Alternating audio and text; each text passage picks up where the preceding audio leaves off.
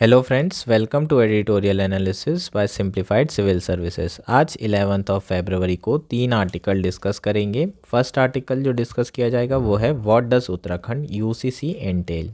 Uniform civil code Uttarakhand के सारे provisions की बात करेंगे। बहुत इंपॉर्टेंट आर्टिकल है, ये लास्ट आर्टिकल है यूसीसी उत्तराखंड पे, तो थोड़ा अच्छे से आप लोग कवर कर लीजिएगा, नोट्स बना लीजिएगा। नेक्स्ट आर्टिकल जो डिस्कस किया जाएगा वो है how can child safety B ensured online. ये आर्टिकल बहुत इंपॉर्टेंट है, बहुत ही ज़्यादा इंपॉर्टेंट है। इस बार आपको मेंस में दिखने वाला है। चाइल्ड सेफ्टी के ऊपर अभी तक के क्वेश्चन नहीं आया है। साइबर स्पेस में चाइल्ड सिक्योरिटी कैसे इंश्योर कर सकते हैं, न्यू न्यू टेक्नोलॉजी डेवलप हो रही है। For example metaverse, chat GPT, artificial intelligence, उसमें बच्चों को हम कैसे प्रोटेक्ट कर सकते हैं। रिसेंट जो इंसिडेंट हुआ था जिसमें मेटा के सीईओ मार्क जुकरबर्ग ने पब्लिकली अपॉलजी दी थी, उसके बारे में बात करेंगे। ये सारी चीज़ें आपके मेंस के पर्सपेक्टिव से इंपॉर्टेंट है। लास्ट आर्टिकल है what are the changes in new water act. Water prevention and control of pollution amendment act 2024 Lok Sabha से पास हुआ है और बहुत इंपॉर्टेंट है आपके प्रीलिम्स के लिए, क्योंकि एक ना एक एक्ट का क्वेश्चन पूछा जाता है। सीपीसीबी और एसपीसीबी इसी से बने हुए हैं, तो इन सारी चीज़ों के बारे में बात करेंगे, नए अमेंडमेंट की चर्चा करेंगे। अगर आपको हमारा कंटेंट पसंद आ रहा है तो प्लीज़ आप लोग लाइक करिए, शेयर करिए, कमेंट करिए, सब्सक्राइब करिए। अगर आपको इसकी पीडीएफ चाहिए तो आप हमारी टेलीग्राम लिंक को भी ज्वाइन कर सकते हैं, जहां पर हम आपको फ्री मटेरियल भी प्रोवाइड कर रहे हैं, फ्री मेंटरशिप भी दे रहे हैं। आइए शुरू करते हैं हमारा एनालिसिस। हमारा फर्स्ट आर्टिकल है what does Uttarakhand UCC Intel. यह आर्टिकल द हिंदू में आया है। GS2 पॉलिटी मेंस के पर्सपेक्टिव से इम्पॉर्टेंट है, प्रीलिम्स के पर्सपेक्टिव से भी इम्पॉर्टेंट है। यूनिफॉर्म सिविल कोड आर्टिकल 44 कल डिस्कस किए थे, चैलेंजेस डिस्कस किए थे, लिव इन रिलेशनशिप की बात किए थे। आज इस आर्टिकल में हम उत्तराखंड यूसीसी के जितने भी प्रोविजंस हैं सबको डिस्कस करेंगे और ये लास्ट आर्टिकल होगा हमारा उत्तराखंड यूसीसी के ऊपर। ठीक, तो अच्छे से सुन लीजिए। सबसे पहला पॉइंट इम्पॉर्टेंट क्या है, who is the bill applicable to. जितने भी रेसिडेंट ऑफ उत्तराखंड हैं सबके ऊपर ये बिल एप्लीकेबल होगा, एक्सेप्ट द ट्राइबल कम्युनिटी। जो ट्राइबल कम्युनिटी है उसका परसेंटेज कितना है, 2.9% ऑफ पॉपुलेशन पे ये बिल एप्लीकेबल नहीं है। इसका मतलब जब भी आ जाए all the residents of Uttarakhand के ऊपर ये बिल एप्लीकेबल है, तो ये स्टेटमेंट गलत हो जाएगा। जो ट्राइबल कम्युनिटी है उनके ऊपर यूसीसी लागू नहीं होगा। ठीक है, शुरुआत से ही जो ट्राइबल कम्युनिटी है वो यूनिफॉर्म सिविल कोड के अगेंस्ट में है। इसके बाद नेक्स्ट पॉइंट है, ये भी हम कल डिस्कस कर चुके हैं कि ये लिव इन रिलेशनशिप को कैसे रेगुलेट कर रहा है। तो लिव इन रिलेशनशिप को इंस्टीट्यूशनलाइज करने की कोशिश की गई है उत्तराखंड गवर्नमेंट के द्वारा। ठीक, इसको कैसे करेंगे, आपको लिव इन रिलेशनशिप में आप अगर रह रहे हैं तो आपको रजिस्टर कराना पड़ेगा। रजिस्ट्रेशन होगा, जो रजिस्ट्रार होगा उसके पास जाके आपको ये रजिस्ट्रेशन कराना है।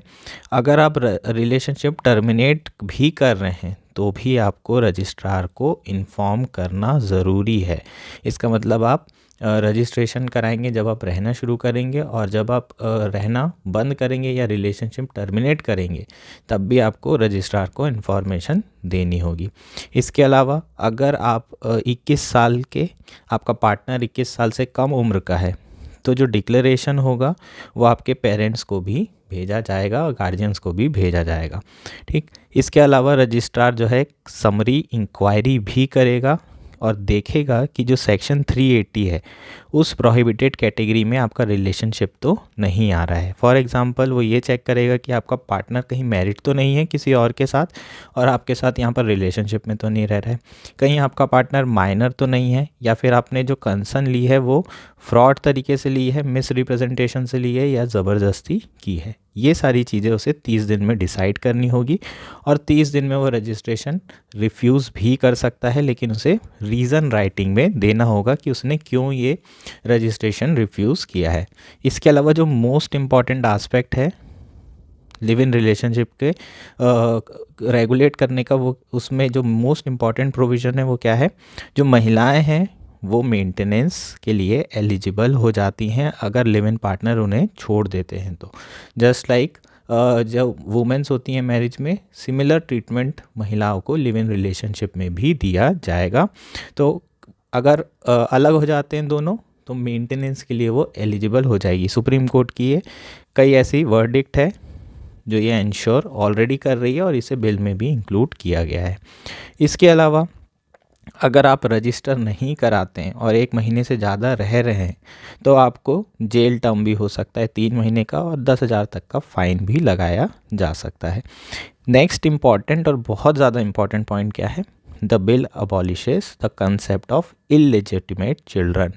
जो नाजायज़ चिल्ड्रन होती, नाजायज़ औलादें बोलते हैं, ये वाले कंसेप्ट को ख़त्म कर दिया गया है by recognition to the child born in void and voidable marriages. बिना मैरिजेस के भी जो बच्चे पैदा हो रहे हैं उनको लीगल रिकॉग्निशन दिया जा रहा है। इलेजिटिमेट चिल्ड्रन का जो कंसेप्ट है वो ख़त्म कर दिया गया है। बास्टर्ड चाइल्ड, है ना, आप लोगों को पता होगा, ये बास्टर्ड बहुत सुना होगा, तो बास्टर्ड चाइल्ड वाला कंसेप्ट ख़त्म हो चुका है। बाईगैमी और पॉलीगैमी परमिटेड है? तो बिल्कुल परमिटेड नहीं है, लेकिन मिनिमम एज ऑफ मैरिज अभी भी सेम रखी गई है, लेकिन ये प्रैक्टिसेस को बैन कर दिया गया है। नेक्स्ट क्या है? Do marriages have to be registered? Obviously marriage तो वैसे भी रजिस्टर करानी ही पड़ती थी, लेकिन आपको कंपलसरी रजिस्ट्रेशन 60 दिन के अंदर कराना पड़ेगा।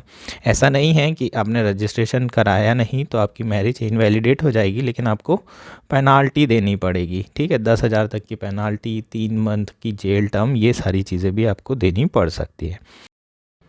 नेक्स्ट क्वेश्चन है व्हाट अबाउट डाइवोर्स प्रोसीडिंग। तो डिवोर्स से रिलेटेड क्या क्या जो है प्रोविजंस हैं वो देख लेते हैं।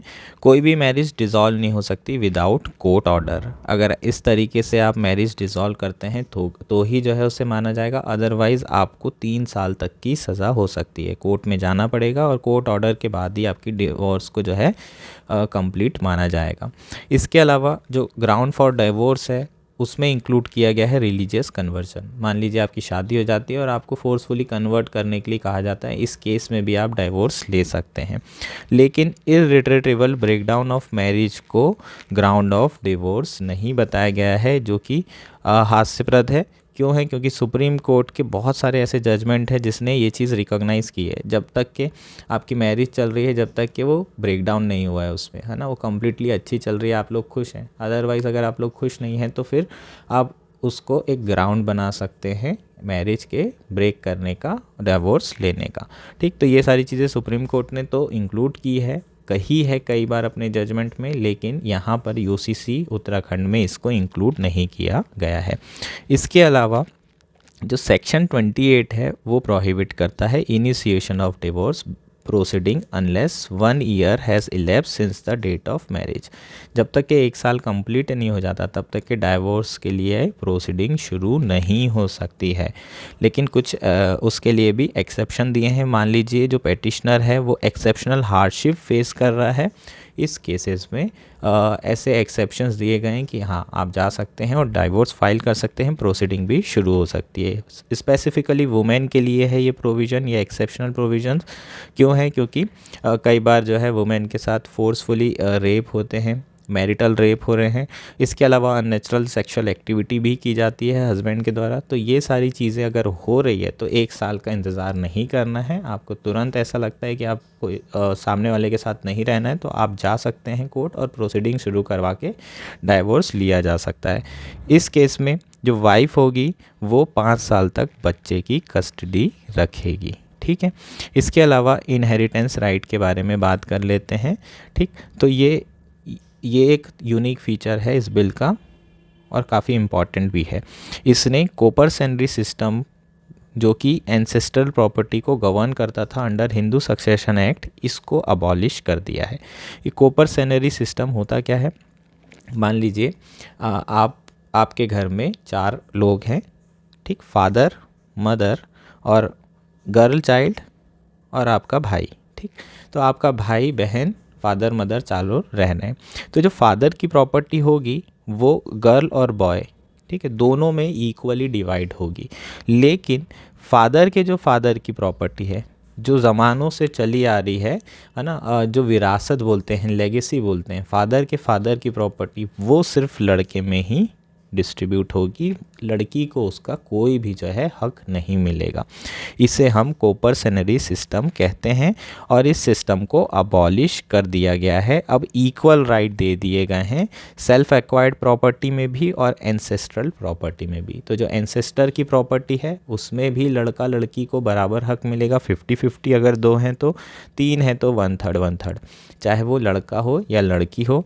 और सेल्फ एक्वायर्ड प्रॉपर्टी अगर पापा की खुद के नाम की प्रॉपर्टी होगी तो उसमें भी 50-50 या फिर 1/3, जितने भी बच्चे हैं उनमें बराबर डिवाइड हो जाएगा। तो ये इनहेरिटेंस राइट जो है इंक्लूड किया गया है और ये काफ़ी इम्पॉर्टेंट है और ये बहुत प्रोग्रेसिव कह सकते हैं हम, प्रोग्रेसिव रिफॉर्म है इनहेरिटेंस राइट में। ठीक, नेक्स्ट बात करते हैं, does the bill criminalise Muslim personal law practices. तो बिल्कुल जो बिल है उसने मुस्लिम पर्सनल लॉ प्रैक्टिसेस को क्रिमिनलाइज किया है। फॉर एग्जांपल जो निकाह हलाला है, इदत है, ट्रिपल तलाक है, तीनों का एक्सप्लिसिटली नाम नहीं लिया है लेकिन अलग अलग सेक्शन के थ्रू ये प्रैक्टिसेस को क्या किया गया है, क्रिमिनलाइज किया गया है। फॉर इंस्टेंस सेक्शन 31 की बात करें तो इसमें क्लियरली कहा गया है right of a person to remarry the divorce spouse. मान लीजिए लड़का और लड़की दोनों एक साथ रह रहे थे, फिर ट्रिपल तलाक के थ्रू दोनों ने डिवोर्स ले लिया, है ना। लड़के ने डिवोर्स ले लिया, लड़की को हक नहीं होता है डिवोर्स का मुस्लिम्स में। तो लड़के ने अगर डिवोर्स ले लिया, उसके बाद दोबारा लड़का जो है इसी लड़की से रीमैरी करना चाहता है, तो लड़की को किसी और के साथ पहले विवाह करना पड़ेगा, उसके बाद ही वो वापस रीमैरी कर सकती है, वापस अपने पति के पास वापस जा सकती है, अदरवाइज़ वो वापस नहीं जा सकती। तो ये थोड़ा अलग सा सिस्टम है, इसे निकाह हलाला भी कहा जाता है। इस प्रैक्टिस को यहाँ पर प्रोहिबिट किया गया है। ठीक, तो निकाह हलाला, ट्रिपल तलाक और इद्दत तीनों प्रैक्टिसेस को नाम दिए बिना जो है अलग अलग सेक्शन में यहाँ पर प्रोहिबिट करने की कोशिश की गई है और ये बेसिकली जेंडर जस्टिस के खिलाफ भी है ना। ये इस तरीके से तो होना ही नहीं चाहिए। मतलब आपका हस्बैंड है, आपके साथ डिवोर्स हो गया, अब आप वापस उसके साथ रहना चाहते हैं तो आपको पहले किसी और के साथ शादी करनी पड़ेगी, उसके बाद ही जो है आप इसके साथ शादी कर सकते हो। तो ये तो थोड़ा अजीब सा भी है, अपने को लॉजिक नहीं पता है ये सारे प्रोविजंस का, तो वो पर्सनल लॉ में दिया होगा, लेकिन जितना अपने को समझ में आता है वो यही है कि थोड़ा सा इलॉजिकल लगता है, इसलिए गवर्नमेंट ने ये जेंडर जस्टिस के अगेंस्ट है तो इस प्रोविजंस को क्या किए हैं, इस प्रोविजंस को क्रिमिनलाइज की है। ठीक, ये सब गवर्नमेंट ने की है, मेरा इसमें पर्सनल कोई ओपिनियन नहीं है। ठीक, what do expert have to say. यार एक तो लिव इन रिलेशनशिप के बारे में हम ऑलरेडी बात कर चुके हैं, है ना। प्राइवेसी बिल्कुल ख़त्म हो गई है और लिव इन रिलेशनशिप में रहने से अच्छा लोग रहेंगे ही नहीं, अलग अलग रह के जो करना है अलग अलग रह के ही रिलेशनशिप रखेंगे, क्योंकि इस तरीके से इतना ज़्यादा अगर कंट्रोल किया जाएगा किसी को तो कोई भी नहीं रहने वाला है। इसके अलावा अलग अलग स्टेट में यूसीसी जो है कमेटी बनाई जा रही है और अलग अलग जगह इम्प्लीमेंट किया जा रहा है। तो यार ये पर्पस ही ख़त्म हो गया। यूनिफॉर्म सिविल कोड का पर्पस क्या है, यूनिफॉर्मली पूरे देश में सिंगल सिविल कोड होना चाहिए। उसके बाद आप ट्राइबल पीपल को अलग कर दे रहे हो, अलग अलग जगह पे ट्राइबल पीपल देखें तो पूरे इंडिया में कम से कम 10% ट्राइबल पीपल तो हैं, 10% एससी कैटेगरी के लोग हैं, तो 20-25% पॉपुलेशन तो वैसे ही बाहर हो गई, नॉर्थ ईस्ट की बहुत बड़ी पॉपुलेशन बाहर हो गई। तो इस केस में है ना, तो ये थोड़ा पॉलिटिकली मोटिवेटेड मूव लग रहा है। एक्चुअल में जो यूसीसी रिफॉर्म हम सब चाहते थे वो नहीं है, ये एक पॉलिटिकली मोटिवेटेड एजेंडा टाइप का दिखाई दे रहा है, जो पर्टिकुलरली किया जा रहा है इलेक्शन के पहले। ठीक, नेक्स्ट आर्टिकल है how can child safety B ensured online. ये आर्टिकल द हिंदू में आया है। GS3 साइबर सेफ्टी के पर्सपेक्टिव से, साइबर सिक्योरिटी के पर्सपेक्टिव से इम्पॉर्टेंट है। चाइल्ड सेफ्टी पे अभी तक क्वेश्चन नहीं पूछा गया है, 100% आपको क्वेश्चन 2024 में दिख सकता है, क्योंकि बहुत बड़ा इवेंट हुआ है। अभी बात करेंगे इवेंट की। चाइल्ड सेफ्टी पे सवाल आ सकता है। साइबर स्पेस में जो टेक्नोलॉजी डेवलप हो रही है, नई नई मेटावर्स हो रहा है, मेटावर्स के बारे में जानकारी होगी, AR VR के बारे में जानकारी होगी, जो सोशल मीडिया प्लेटफॉर्म्स जो है डेवलप हो रहे हैं, बढ़ रहे हैं तेज़ी से, ChatGPT जो टेक्नोलॉजी आ रही है, आर्टिफिशियल इंटेलिजेंस आ रहा है, इसमें इन सारी चीज़ों में चाइल्ड सेफ्टी कैसे इंश्योर की जा सकती है। इसके पोटेंशियल बेनिफिट्स तो हम बहुत बात करते हैं, लेकिन इसके जो डीमेरिट्स हैं, जिस स्पेशली बच्चों के लिए, उसको हम कैसे कम कर सकते हैं, बच्चों के ऊपर हार्म कैसे कम किया जा सकता है, उसके बारे में ये आर्टिकल में चर्चा करेंगे। पहले बात करते हैं कि किस कारण ये न्यूज़ में है। रिसेंटली कांग्रेसनल हियरिंग चल रही है जिसमें फेसबुक या मेटा के जो CEO हैं मार्क जुकरबर्ग, उन्होंने पब्लिक अपॉलजी दी है पेरेंट्स को जिनके बच्चे विक्टिम हैं ऑनलाइन प्रेडेटर के, ऑनलाइन एब्यूज़ के, साइबर बुलिंग के, उनसे उन्होंने माफ़ी मांगी है। इसका मतलब क्या है? इसका मतलब ये है कि उन्होंने एक्सेप्ट किया कि उनके प्लेटफॉर्म में ये सारी चीज़ें हो रही है और उसके बावजूद भी वो कंट्रोल नहीं कर रहे हैं। ठीक, तो ये सारी चीज़ें अभी रीसेंट इंसिडेंट में हुई हैं और दोबारा से ये चाइल्ड सेफ्टी का इशू बहुत ज़्यादा न्यूज़ में आ गया है। टेक्नोलॉजीज़ की बात कर लेते हैं। मेटावर्स आपको प्री में आ सकता है। क्यों आ सकता है? क्योंकि AR पूछा जा चुका है, इसको बोलते हैं ऑगमेंटेड रियलिटी। VR भी पूछा जा चुका है और मेटावर्स क्या है? ऑगमेंटेड रियलिटी, वर्चुअल रियलिटी और एक्सटेंडेड रियलिटी का यूनियन है, इसको हम मेटावर्स बोलते हैं। ठीक, हमेशा एक चीज़ पूछी जाती है तो उससे नेक्स्ट टाइम जो है एक्सटेंडेड वर्जन आता है, क्वेश्चन थोड़ा और डिटेल में आता है। मेटावर्स आ सकता है, प्लीज़ इसको अच्छे से पढ़ लीजिएगा। एक बार मैं बता देता हूँ, आपको मोटा मोटा आइडिया लग जाएगा। ऑगमेंटेड रियलिटी क्या है यार? मान लीजिए कि रियल वर्ल्ड में कोई वर्चुअल ऑब्जेक्ट आ जाए तो उसको हम ऑगमेंटेड रियलिटी बोलते हैं। आयरन मैन याद है क्या? आयरन मैन को देखा होगा, है ना? कंप्यूटर ऐसे हवा में हाथ हाथ हिलाता रहता था। ठीक, तो वो क्या है? ऑगमेंटेड रियलिटी है। क्रिश भी इस तरीके से करता हुआ दिखा है एक मूवी में। पोकेमॉन गेम याद है क्या है? इससे तो समझ में आ ही जाएगा। अपना मोबाइल में आप जो है देखते थे तो आपको पोकेमॉन ढूंढना होता था और इसको ढूंढने के लिए लोग पागल यहाँ वहाँ भागते रहते थे। तो ये चीज़ें क्या है? आपके रियल वर्ल्ड में वर्चुअल चीज़ें आ जाए, इसको हम ऑगमेंटेड रियलिटी बोलते हैं। वर्चुअल रियलिटी क्या होती है? आप वर्चुअल वर्ल्ड में चले जाओ। ठीक, आपने हेडसेट सुना है क्या? Virtual reality headset, VR headset, इसको लगाएंगे और दुनिया के किसी भी कोने में वर्ल्ड टूर करके आ सकते हो। ऐसे फीलिंग आएगी कि एकदम रियल वर्ल्ड में, ऐसी रियल फीलिंग आएगी आपको कि पूरा आपने दुनिया घूम ली एक जगह बैठ करके। तो इन दोनों का यूनियन क्या है? मेटावर्स। मेटावर्स में क्या हो रहा है? एक प्लेटफॉर्म बना दिया गया है, सोशल मीडिया प्लेटफॉर्म टाइप का ही एक मेटावर्स प्लेटफॉर्म बना दिया गया है। इसे मल्टीवर्स से कंफ्यूज नहीं होंगे मार्वल वाले लोग। मार्वल वाले जितने फ़ैन हैं, मल्टीवर्स नहीं है ये। मल्टीवर्स अलग अलग यूनिवर्स की बात की गई है। मेटावर्स एक सोशल मीडिया प्लेटफॉर्म टाइप का ही है। इसमें बेसिकली क्या हो रहा है? इसमें आपके अवतार जो है इंटरेक्ट करेगा। आप हेडसेट पहनिए, आपका अवतार वो सारी एक्टिविटी करेगा जो आप चाहेंगे। ठीक, तो एक वर्चुअल वर्ल्ड में ये अवतार जा रहा है। अब इससे बहुत सारी चीज़ें हो सकती है। फॉर एग्ज़ाम्पल, यहाँ पर एक कॉन्सर्ट रखा गया है रिहाना का। ठीक, रिहाना का कॉन्सर्ट US में हो रहा है और हम जो है मध्य प्रदेश के एक गांव में बैठे हुए हैं और हमने टिकट खरीद ली है। टिकट खरीद लिए तो हम हेडसेट पहनेंगे, टाइम में हमारा अवतार को कपड़े वपड़े पहनाएंगे, तैयार करेंगे। उसके लिए भी हमने शॉपिंग कर ली है। शॉपिंग करवा के इसको हम कहाँ भेजेंगे? रिहाना के कॉन्सर्ट। और हेडसेट लगाएंगे और देखेंगे रिहाना का कॉन्सर्ट और ऐसी फीलिंग आएगी जैसे आप वहाँ पर प्रेजेंट हैं। तो एकदम रियल फीलिंग आती है मेटावर्स में। आपका अवतार जाता है आपकी जगह। तो इस तरीके से आप वर्क फ्रॉम होम भी कर सकते हैं। आपको ऐसा लगेगा नहीं कि आप ऑफिस एनवायरनमेंट में नहीं हैं। आप इंटरेक्ट करेंगे, लोगों से बातचीत करेंगे, लेकिन आप सिर्फ रूम में बैठे होंगे। ये सारी चीज़ें आप रूम में, एकदम रियल चीज़ें लगती है।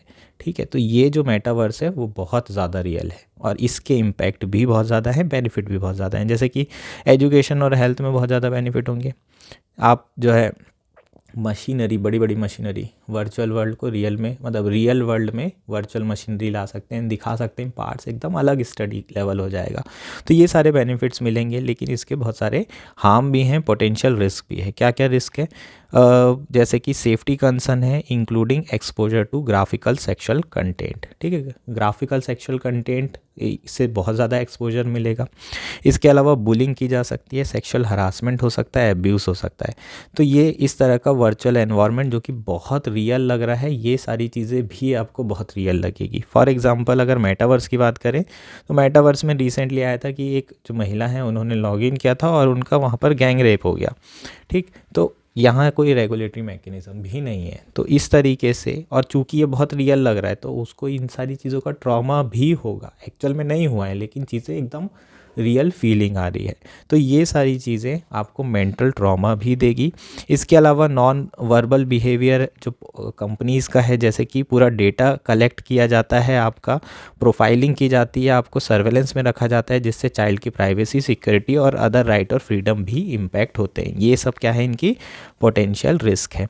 ठीक, तो मल्टीवर्स तो छोड़ दो, अभी जो मल्टीपल वर्चुअल एनवायरनमेंट गेम्स हैं जो कि पूरे फुली इमर्सिव नहीं है, जिसमें आप पूरी तरीके से रियल फील नहीं कर रहे, वो भी बच्चों के लिए काफ़ी डेंजर है। जैसे कि एक बहुत फेमस गेम है ग्रैंड थेफ्ट ऑटो। ठीक, उसमें अलग अलग वर्जन है, चाइल्ड वर्जन है, अडल्ट वर्जन है, लेकिन एडोलेसेंट हमेशा अडल्ट वर्जन ही खेलते हैं। 17-18 साल के हो गए तो अडल्ट वर्जन खेलेंगे। उसमें जो है एक चीज़ ऐसी है जैसे कि उसमें आप अप्रोच कर सकते हैं प्रोस्टिट्यूट को और स्पैंक हर मैनी टाइम्स। तो इस तरह की चीज़ें जो है आपको गेम में देखने के लिए मिल रही है। तो हम अपने बच्चों को क्या मैसेज देना चाह रहे हैं, तो ये सारी चीज़ों को कंट्रोल करने की ज़रूरत है। इसके अलावा जो आर्टिफिशियल इंटेलिजेंस है वो भी इनडिसेंट चाइल्ड फोटोग्राफ जो है बना सकते हैं, जिसका मेंटल ट्रॉमा बहुत ज़्यादा हो सकता है बच्चों के ऊपर। आप डीप फेक देख ही रहे हैं, लोगों की शक्ल लगा दी जा रही है, वायरल हो रही है फ़ोटोज़, चाइल्ड पोर्नोग्राफी बढ़ रही है। उससे जो मेंटल हरासमेंट है वो अलग लेवल पर हो सकता है बच्चों के लिए, जो कि अभी 15-16 साल के हैं। बहुत सारी लड़कियों को सारी चीज़ों की जानकारी भी नहीं है और ये सारी चीज़ें उनके साथ हो रही है। तो ये बहुत चिंता का विषय है। इसके अलावा जनरेटिव एआई की बात कर लें तो उसके पोटेंशियल बेनिफिट तो बहुत हैं बच्चों के लिए, जैसे कि उन्हें होमवर्क करने में आसानी होगी, स्लाइड्स बनाने में आसानी, पावर पॉइंट प्रेजेंटेशन तुरंत बन गया, डिफ़िकल्ट कंसेप्ट आसानी से समझ में आ जाएंगे, पर्सनलाइज लर्निंग हो जाएगी। ये सारी चीज़ें है ना, उनको बेनिफिट होंगे। म्यूज़िक कंपोज कर सकते हैं, स्टोरीज लिख सकते हैं, पोएम, आर्ट, सॉफ्टवेयर, ये सारी चीज़ें without having detailed knowledge of coding, ये सारी चीज़ें भी वो कर सकते हैं, जो उनकी क्रिएटिविटी को फॉस्टर करेगी, विकसित करेगी। लेकिन इन सारी चीज़ों के साथ साथ कई इश्यूज़ भी उनको फेस करने पड़ सकते हैं, जैसे कि ऐसी इमेजेस बनाई जा सकती है जिसको पहचान ही ना पाएँ कि ये इमेज जो है गलत है ना। तो आर्टिफिशियल इंटेलिजेंस इस तरीके की चीज़ें करने में समर्थ है। इस तरह के मैसेज आपको भेजे जा सकते हैं कि आपको समझ में ना आए कि ये आर्टिफिशियल इंटेलिजेंस या चैट जीपीटी के द्वारा लिखा गया है या ह्यूमन द्वारा।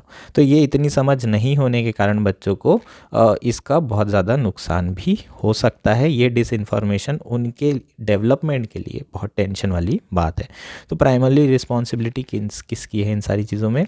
ये जितने भी बड़े बड़े प्लेटफॉर्म हैं, चाहे वो ट्विटर हो जाए या फिर उसे एक्स बोल लो, ठीक, तो ट्विटर हो गया, आपका मेटा हो गया, ये सारे जो बड़े बिग टेक कंपनी हैं, ये सब की सब उनकी रिस्पॉन्सिबिलिटी है कि वो ऐसे डिज़ाइन करे कि वो बच्चों के लिए जो प्लेटफॉर्म हो वो सेफ़ और सिक्योर हो सके।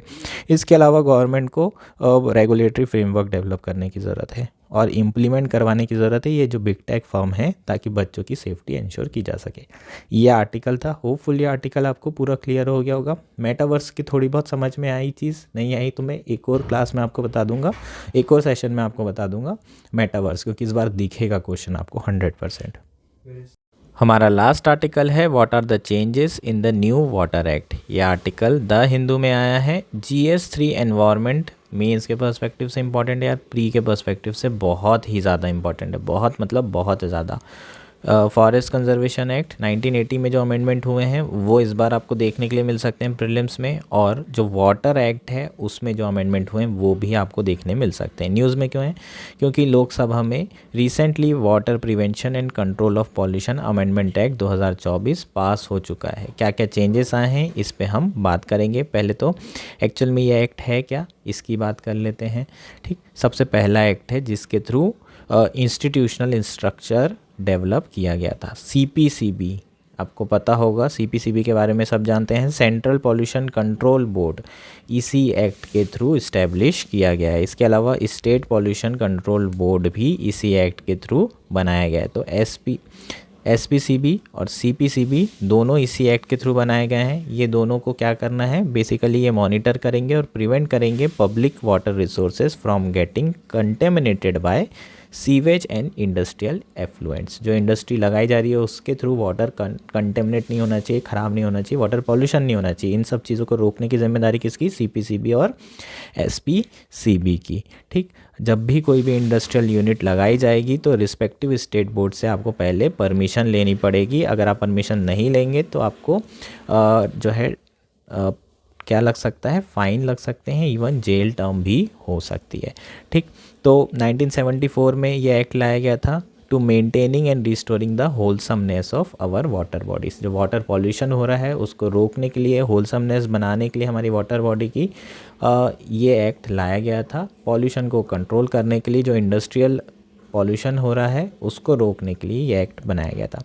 CPCB का मेन काम क्या है? Collect collate and disseminate technical and statical data relating to water pollution. ये सीपीसीबी का मेन टास्क है। सीपीसीबी बेसिकली एम्पावर्ड है to conduct check and provide guidance on technical standard to be adhere to.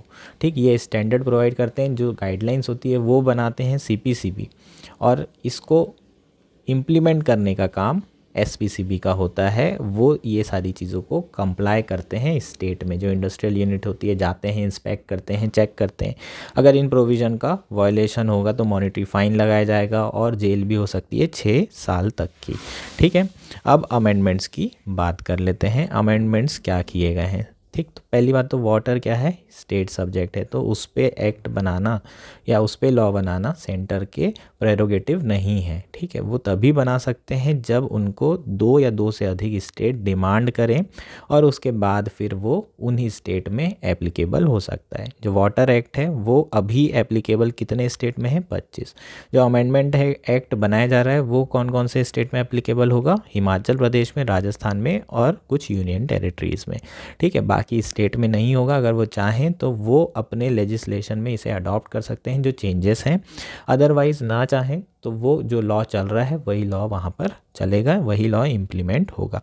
तो इस particular bill में क्या changes लाया गया है, कुछ ऐसे प्रोविजंस हैं उनको रिमूव किया गया है जिसके थ्रू इम्प्रिजनमेंट की सज़ा हो रही थी, है ना। तो ऐसे बेसिकली कुछ प्रोविजंस होंगे जिसमें जेल तक की सज़ा थी उसको पीटी फाइन से रिप्लेस कर दिया गया है।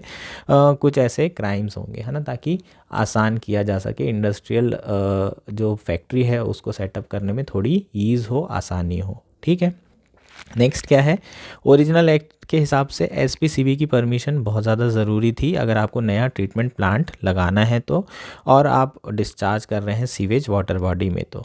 ठीक है, इस केस में बहुत ज़्यादा ज़रूरी है एसपीसीबी की परमिशन। लेकिन बिल में एक एक्सेप्शन डाला गया है। ये कहा गया है कि centre government in consultation with CPCB में exempt certain category of industrial plant from obtaining such consent. अगर सेंटर चाहे तो सीपीसीबी के साथ कंसल्ट करके कुछ इंडस्ट्रीज़ को एग्जाम कर सकती है कि उन्हें एसपीसीबी से इस तरह की कंसेंट की ज़रूरत नहीं है। लेकिन बाकी इंडस्ट्री के लिए ये चीज़ें एप्लीकेबल रहेगी, और अगर आप नहीं लेते हैं कंसेंट एसपीसीबी से तो 6 साल तक की सज़ा भी आपको हो सकती है। इसके अलावा bill also add that centre may issue guidelines for grant refusal or cancellation of consent granted by SPCB.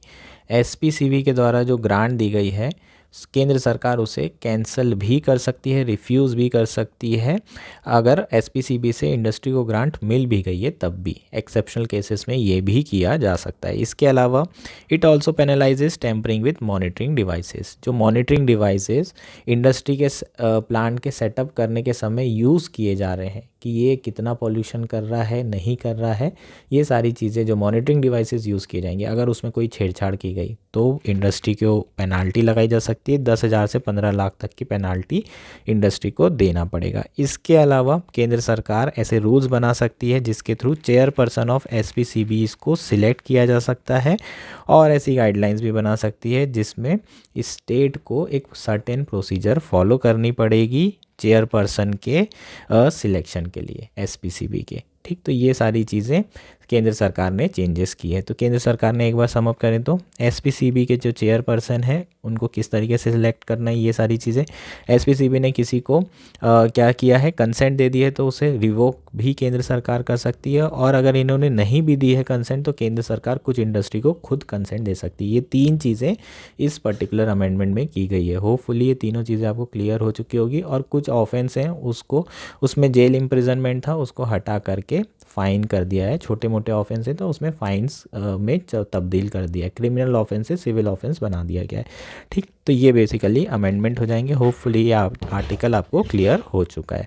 That's it for today. Thank you and enjoy your day.